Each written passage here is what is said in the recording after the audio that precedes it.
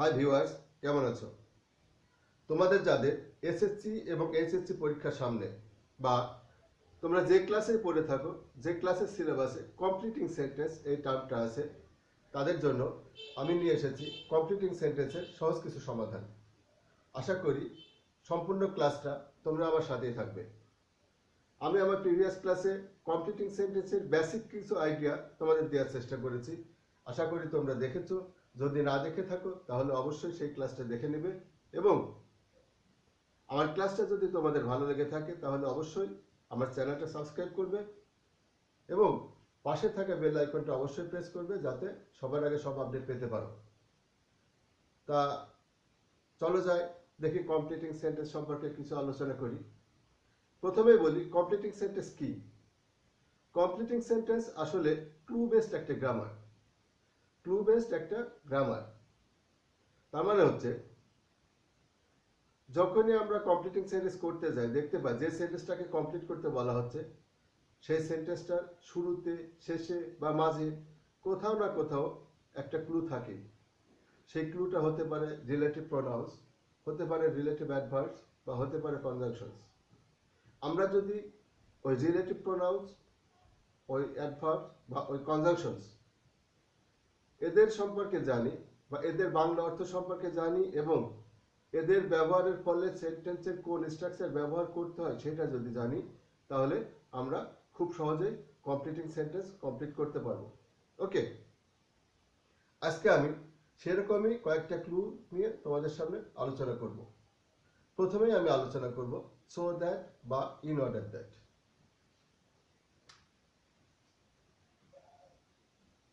So that অথবা in order that, so that বা in order that এই দুটোরই বাংলা অর্থ কি? যাতে, যাতে যাতে বা উদ্দেশ্যে, যাতে বা উদ্দেশ্য। অর্থাৎ আমি কাজটা করছি, কেন করছি? আমি যে এই কাজটা করছি কেন করছি? সে সেখানে গেল, কেন গেল? কেন গেল অর্থাৎ উদ্দেশ্য। কাজের যে উদ্দেশ্য, উদ্দেশ্যটাই সো দ্যাট বা ইন অর্ডার দ্যাটের পরে বসে। এখন আমরা দেখি সো দ্যাট বা ইন অর্ডার দ্যাট এদের স্ট্রাকচারটা কেমন হয়।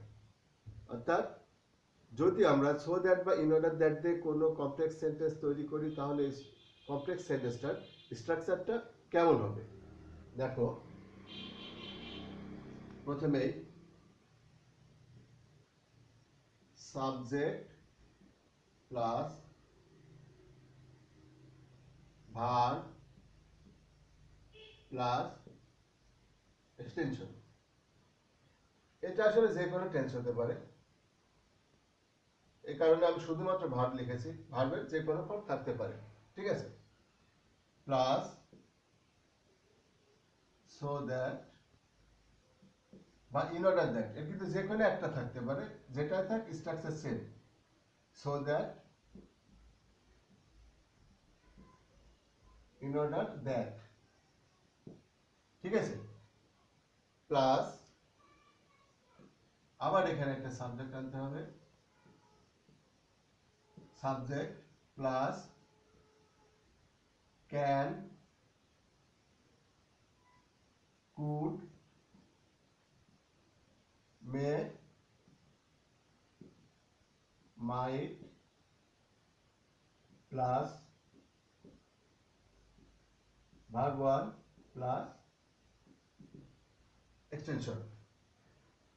ওকে, subject plus verb plus extension, তারপরে সো দ্যাট বা ইন অর্ডার দ্যাটের যে কোনো একটা থাকতে পারে, plus subject plus can, could, may, মাইট এর যে কোনো একটা, প্লাস ভার্বের প্রেজেন্ট ফর্ম প্লাস এক্সটেনশন। ওকে, নর্মালি তোমাদের পরীক্ষার প্রশ্নে এই অংশটুকু দেওয়া থাকবে, এই অংশটুকু দেয়া থাকবে। তোমাদের কি করতে হবে?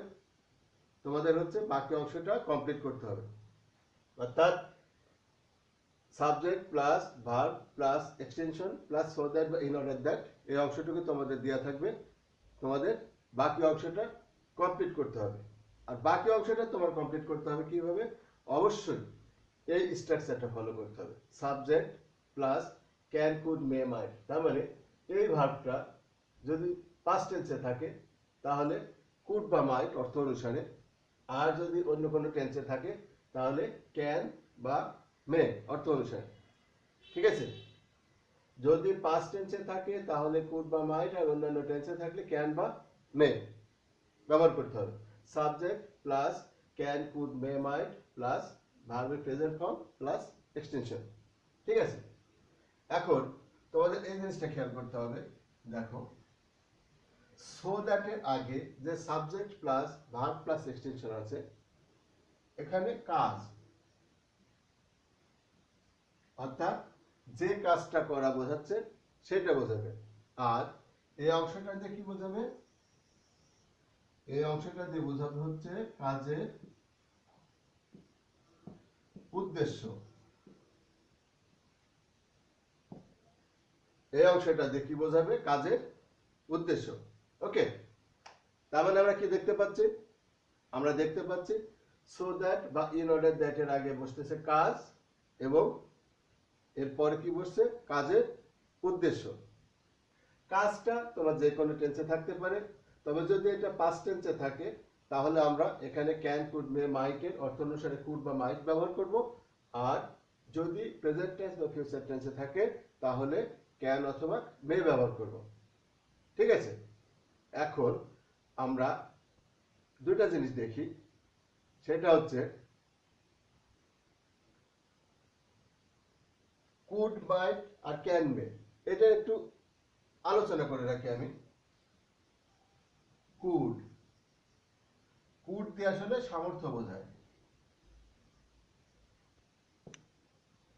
কুড দিয়ে কি বোঝায়? সামর্থ্য। মাইট দিয়ে কি বোঝায়? সম্ভাবনা। মাইট দিয়ে বোঝায় হচ্ছে সম্ভাবনা। তার মানে হচ্ছে এখানে আমি যে কাজের উদ্দেশ্য, সেখানে যদি কাজ করার সম্ভাবনা বোঝায় তাহলে আমরা মাইট ব্যবহার করব, এবং কাজ করতে পারবো বা করতে পারি এরকম বোঝায় তাহলে কুড ব্যবহার করব। অর্থাৎ পারা কথাটা আসার সাথে সাথে আমরা কুড ব্যবহার করবো, না হলে মাইট। ক্যানের ক্ষেত্রেও তাই, বর্তমানে সম্ভাবনা বুঝাইলে মে, আর পারা বুঝাইলে ক্যান। ঠিক আছে? তবে আমরা সচরাচর ক্যান এবং কুড এই দুইটা মডেলই ব্যবহার করে থাকি সাহায্যকারী ভার্ব হিসেবে। এই ক্ষেত্রে আমরা সচরাচর ক্যান এবং কুডটা ব্যবহার করে থাকি। এখন আমি তোমাদের সামনে কিছু এক্সাম্পল তুলে ধরবো, এক্সাম্পল অনুসারে আমরা কমপ্লিট করব। দেখো, আরেকটা কথা বলে রাখি, সেটা হচ্ছে সাধারণত কমপ্লিটিং সেন্টেন্স কমপ্লিট করতে যখন দেয়া হয় তখন এই অংশটাই ফাঁকা রাখা হয়। অর্থাৎ এই অংশটুকু দেয়া থাকে তোমার অর্থ এবং গঠন অনুসারে এই অংশটা কমপ্লিট করতে হয়। ঠিক আছে? তবে কিছু কিছু ক্ষেত্রে সো দ্যাটের পর থেকে এই পর্যন্ত দেয়া থাকে, সো দ্যাট বা ইন অর্ডার দ্যাটের পর থেকে এই পর্যন্ত দেয়া থাকে, তোমার এই অংশটা কমপ্লিট করতে হবে। ঠিক আছে? এখন আমরা কিছু এক্সাম্পল দিয়ে তোমাদের বোঝানোর চেষ্টা করব। দেখো, আমরা দিলাম the man bought a mobile phone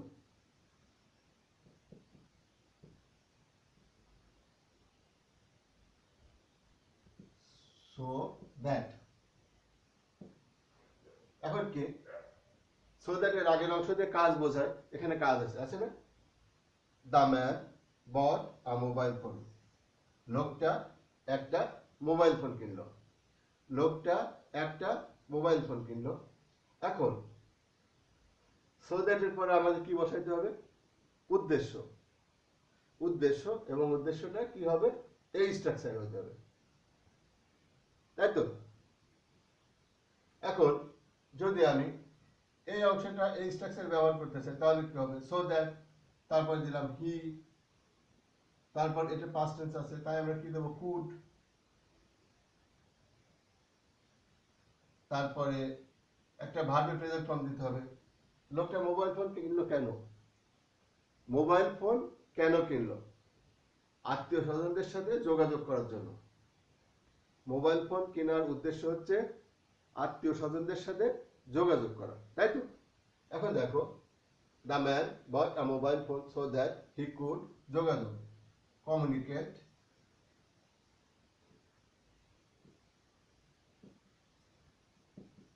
verb present form extension হচ্ছে with his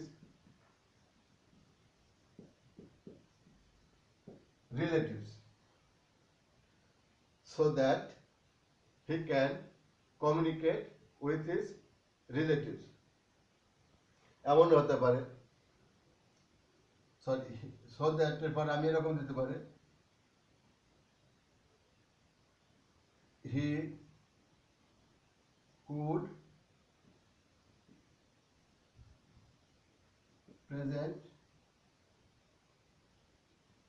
it to his son. He could present it to his son, যাতে সে এটা তার ছেলেকে উপহার দিতে পারে। ঠিক আছে, এইভাবে আমরা সো দ্যাট বা ইন অর্ডার দ্যাট দিয়ে বাক্য কমপ্লিট করতে পারি। আমি আরো কয়েকটা উদাহরণ তোমাদের দিচ্ছি, দেখো।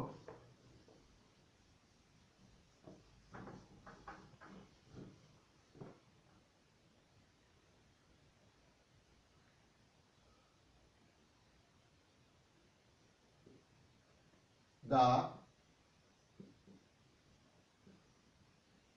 students should study seriously in order that, ছাত্রছাত্রীদের সিরিয়াসলি পড়াশোনা করা উচিত। ছাত্রছাত্রীদের সিরিয়াসলি পড়াশোনা করা উচিত। উদ্দেশ্য কি? পড়াশোনা করার উদ্দেশ্য কি? পড়াশোনা করার উদ্দেশ্য হচ্ছে ভালো রেজাল্ট করা। পড়াশোনা করার উদ্দেশ্য কি? পড়াশোনা করার উদ্দেশ্য ভালো রেজাল্ট করা, তাই তো? তাহলে the students should study seriously in order that, এখানে আর একটা সাবজেক্ট নিয়ে আসতে হবে। সাবজেক্টটা কি? The students. দ্য স্টুডেন্টস এর প্রোনাউন কি? দে। দে ক্যান, স্ট্রাকচার অনুসারে ক্যান, ভার্বের present form make, good results. In order that they can make good results. ওকে, তাহলে দেখো, ইন অর্ডার দ্যাট এর আগে কাজ বোঝানো হচ্ছে এবং ইন অর্ডার দ্যাট এর পরে কাজের উদ্দেশ্য বোঝানো হচ্ছে। ঠিক আছে, কাজ এবং কাজের উদ্দেশ্য। বা এরকম হতে পারে, my father stars very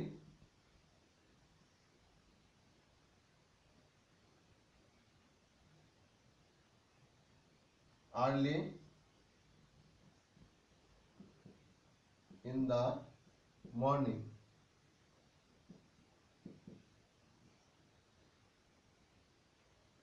so that my father starts very early in the morning.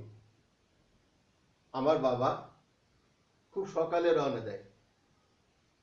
আমার বাবা খুব সকালে রওনা দেয়। উদ্দেশ্য কি? সো দ্যাট বা ইন অর্ডার দ্যাট, যাই প্রথমে সো দ্যাট আছে, he can get the first trip, যাতে সে ফার্স্ট ট্রিপ ধরতে পারে, যাতে সে ফার্স্ট ট্রিপ ধরতে পারে। বা হতে পারে he can reach the destination timely. এটা হতে পারে he can reach the destination timely, হতে পারে। এইভাবে আমরা সো দ্যাট বা ইন অর্ডার দ্যাট ব্যবহার করে সহজে সেন্টেন্স কমপ্লিট করতে পারবো। আমরা আবার বলছি, সো দ্যাট বা ইন অর্ডার দ্যাট এর বাংলা অর্থ হচ্ছে যাতে। সো দ্যাট বা ইন অর্ডার দ্যাট এর আগে কাজ বসে এবং পরে কাজের উদ্দেশ্য বসে। সো দ্যাট বা ইন অর্ডার দ্যাট এর আগে কাজ বসে এবং পরে কাজের উদ্দেশ্য বসে, ঠিক আছে। সো দ্যাট বা ইন অর্ডার দ্যাট এর আগে যে কোনো টেন্স থাকতে পারে, কিন্তু সো দ্যাট বা ইন অর্ডার দ্যাট এর পরে নির্দিষ্ট স্ট্রাকচার ফলো করতে হয়। সেই স্ট্রাকচারটা হচ্ছে সাবজেক্ট প্লাস টেন্স অনুসারে can, could, may, mite plus ভার্বের প্রেজেন্ট ফর্ম প্লাস এক্সটেনশন। ওকে, আশা করি তোমরা সো দ্যাট বা ইন অর্ডার দ্যাট যুক্ত যে সকল কমপ্লিটিং সেন্টেন্স তোমাদের সামনে আসবে খুব সহজেই কমপ্লিট করতে পারবে। ওকে, এবার আমরা আরেকটা যে শিখবো, কমপ্লিটিং সেন্টেন্স শিখবো ক্লু অনুসারে। সেটা হচ্ছে ইট ইজ টাইম আর it is high time. It is time অথবা ইট ইজ হাই টাইম, ঠিক আছে। এর বাংলা অর্থ কি? এর বাংলা অর্থ হচ্ছে এখনই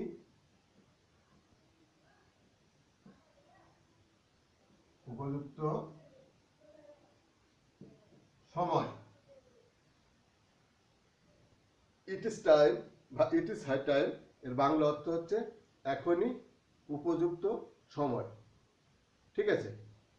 এখনই উপযুক্ত সময় বলা হলেও আসলে ইট ইজ টাইম বা ইট ইজ হাই টাইম বলতে এরকম বোঝায় যে সঠিক যে সময় সেই সময়টা অলরেডি পার হয়ে গেছে, কিন্তু এখনো চেষ্টা করলে সম্ভব। কাজ করার সঠিক যে সময় সেই সময়টা অলরেডি পার হয়ে গেছে, তবে এখনো চেষ্টা করলে সম্ভব, এরকম বোঝাইতে ইট ইজ টাইম বা ইট ইজ হাই টাইম ব্যবহার করা হয়। ওকে, এখন দেখা যাক ইট ইজ টাইম বা ইট ইজ হাই টাইম যুক্ত সেন্টেন্স আমরা কিভাবে কমপ্লিট করতে পারি। এক্ষেত্রেও নির্দিষ্ট স্ট্রাকচার ফলো করে, এক্ষেত্রেও নির্দিষ্ট স্ট্রাকচার ফলো করে।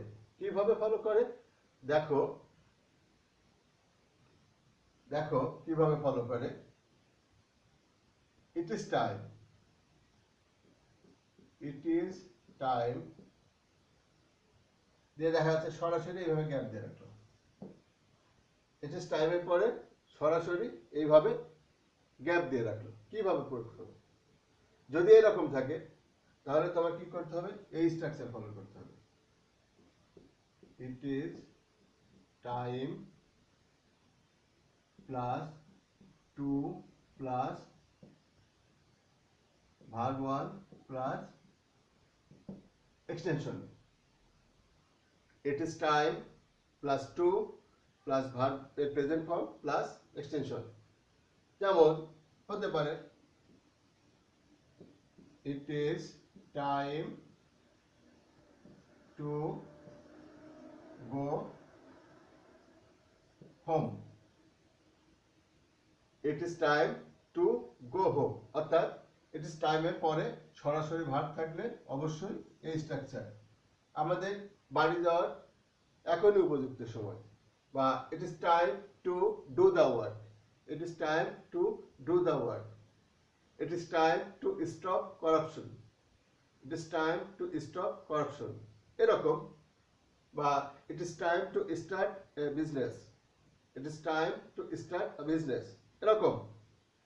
কিন্তু যদি এরকম থাকে ইট ইজ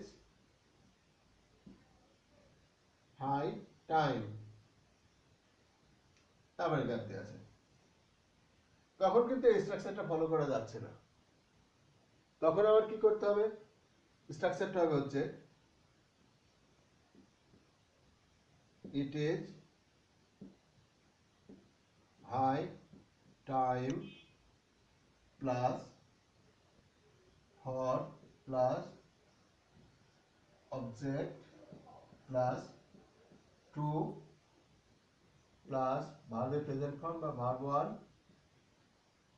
প্লাস এক্সটেনশন।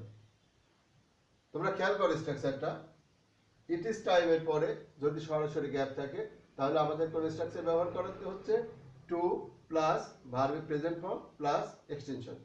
কিন্তু ইট ইজ হাই টাইমের পরে যদি গ্যাপ থাকে তাহলে আমাদের কোন স্ট্রাকচার ব্যবহার করতে হচ্ছে for plus object plus to plus verb one plus extension. যেমন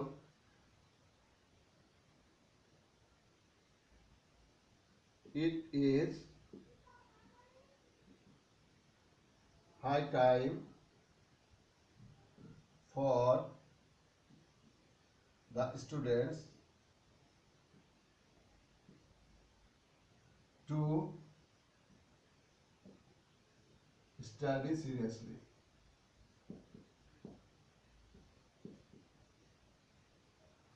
It is high time for the students to study seriously.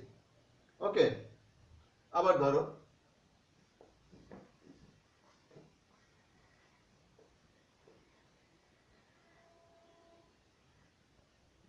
it is high time for me to start a business.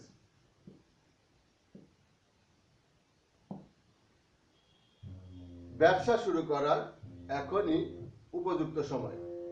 ব্যবসা শুরু করার এখনই উপযুক্ত সময়।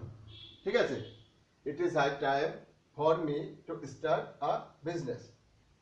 কিন্তু যদি এরকম থাকে it is time plus subject বা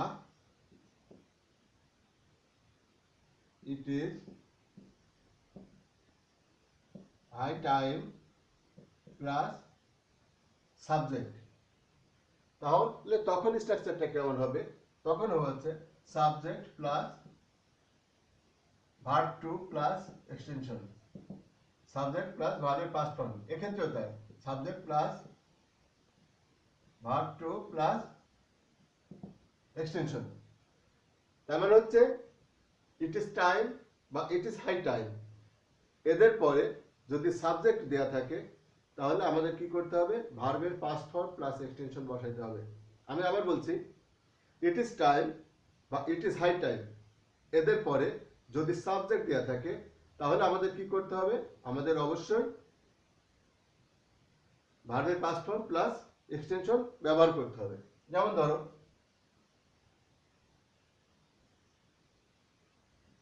it is time the students studied seriously. It is time the students studied seriously বা it is high time we stopped corruption.